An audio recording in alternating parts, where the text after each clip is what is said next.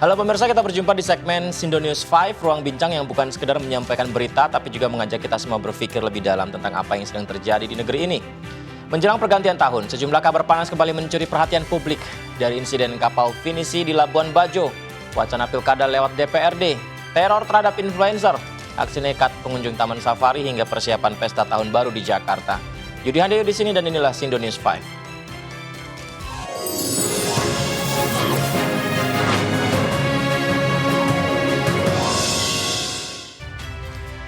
Pemirsa, lagi-lagi kapal tenggelam di Labuan Bajo. Kali ini kapal pinisi Dewi Anjani tenggelam di dermaga Pink, tak jauh dari Marina Waterfront, Labuan Bajo. Kantor Kesyah Bandaran menyebut kapal dalam kondisi berlabuh, tapi ABK terlambat memompa air keluar karena ketiduran. Waduh.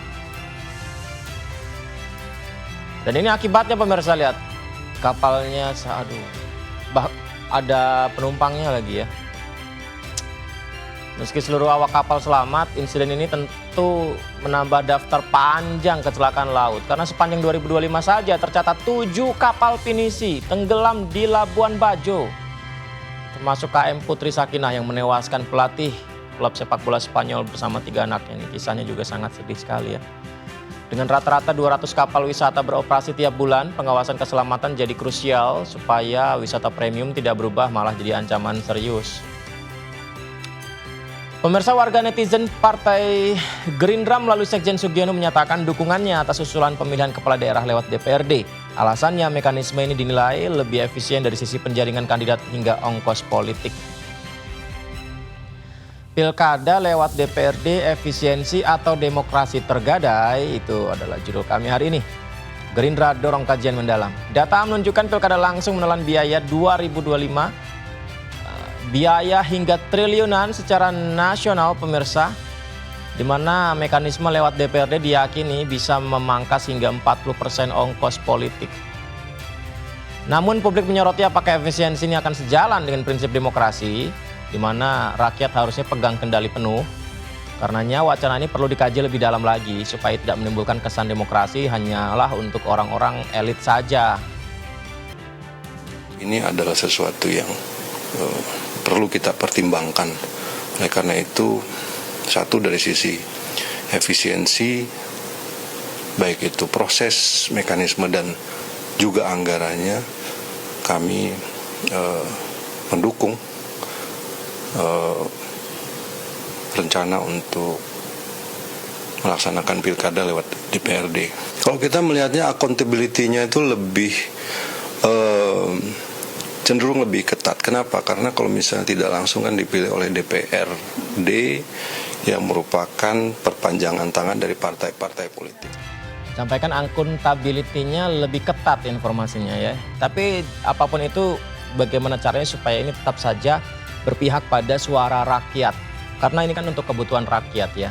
Jangan sampai suara rakyat dipenjara seperti informasi berikut ini. Sejumlah influencer melaporkan aksi teror setelah mereka mengkritik penanganan bencana. Jadi dugaannya apakah ini ada hubungannya dengan kritikan mereka? Seperti yang dialami DJ Doni, menerima kiriman ayam mati. Shirley Anavita, mobilnya dicoret, dikirimin telur mentah juga. Kemudian Yama Carlos terpaksa menghapus videonya karena ancaman. Ini apakah hanya ulah orang iseng saja atau terjadi disengaja, entahlah ya. Sepanjang Desember 2025, setidaknya kayaknya lebih deh dari 5 influencer besar mengalami teror-teror seperti ini. Kritikan mereka terkait penanganan banjir bandang dan longsor di Sumatera yang menewaskan lebih dari 1.000 orang, membuat ratusan ribu warga mengungsi memang beberapa kali viral di media sosial. Kritikan-kritikan seperti ini ya harusnya sih ya tidak dibalas dengan teror oleh siapapun pelakunya. Karena teror seperti ini tentu menjadi sebuah hal yang miris ya untuk masyarakat yang punya hak bersuara. Teror sendiri bisa jadi alat kepentingan oknum-oknum yang tidak bertanggung jawab, yang hanya ingin mengganggu kerja keras pemerintah dalam mempercepat pemulihan bencana Sumatera. Jangan sampai ini jadi menjelekkan nama baik pemerintah, padahal pemerintah sedang berupaya untuk memberikan yang terbaik. Mari kita optimis agar bencana Sumatera lekas pulih. Pagi ini Sally baru keluar dari tempat tinggal dan Sally mendapati ini di depan ada satu kantong telur yang sudah dilemparkan dan ini pecahannya teman-teman bisa lihat sampai ke sana, di sana. Dan tadi di depan sini Sally juga mendapati gulungan kertas kayak gini. Sally belum buka ini isinya apa. Dan di depan ternyata mobil juga dicoret atau dipiloks warna merah begini, dan di samping juga.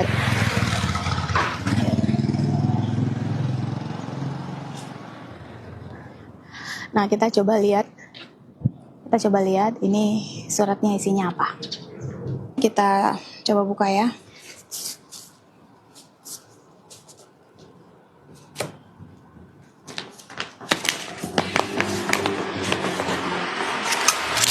Ini.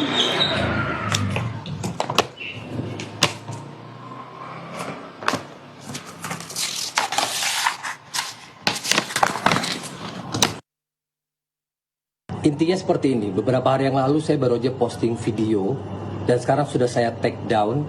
Mungkin kalian yang tahu apa video itu. Karena saya posting video itu, saya kena teror.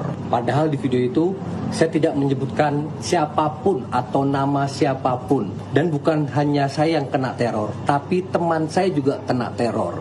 Dan tidak berhenti di situ. Ibunya teman saya kena teror dan HP-nya dihack. Nomornya diambil. Lalu si pelaku ini menyuruh teman saya untuk saya menghapus 12 konten kalau mau nomor ibunya kembali lagi. Video sudah saya take down dan langsung nomor ibunya dikembalikan saat itu juga. Cara main lo itu masih amatir ya. Harusnya lo belajar dulu sama senior lo. Senior lo itu lebih elegan ya. Bikin malu presiden aja lo. Ini buat teman-teman, lu gak usah takut kalau bersuara ya. Bahkan presiden kita pun mengizinkan untuk dikritisi selama apa yang kita sampaikan itu benar. Aduh, semoga saja pelaku terornya segera tertangkap ya. Karena bersuara kan hak kita semuanya, asalkan memang sesuai dengan fakta, bukan fitnah. Informasi berikutnya, warga netizen viral seorang pengunjung keluar dari mobil dan memberi makan jerapah di zona terlarang Taman Safari Bogor. Ini ada lagi informasi begini ya. Padahal rambu larangan kan udah jelas terpampang. Ya bukan cuman pihak pengelola yang menyesalkan ini. Aduh. Tapi kita semua juga ya melihat ini kok ikut geram melihatnya ya.